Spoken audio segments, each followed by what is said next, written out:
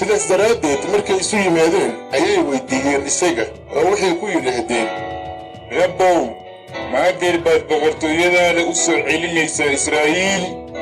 markaasuu iyaga ku yidhi dantiina ma aha inaad ogaataan wakhtiyada iyo xilliyada uu aabbuhu amarkiisa kaga dhigay, laakiinse waxaad heli doontaan xoog markii ruuxa quduuska ay idinku soo dego, oo markhaatiyaal ayaad iiga noqon doontaan yeruusaalem iyo yuhuudiya oo dhan iyo samaariya iyo meesha dunida ugu fog.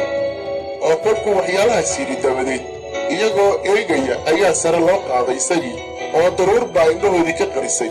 oo intuu sii socday iyagoo samada aad u fiirinaya ayaa waxaa isa soo agtaagay 2 nin oo dhar cadcad qaba, oo waxay ku yidhaahdeen nimankan reer galileyow maxaad la taagan tihiin oo aad samada u eegaysaan?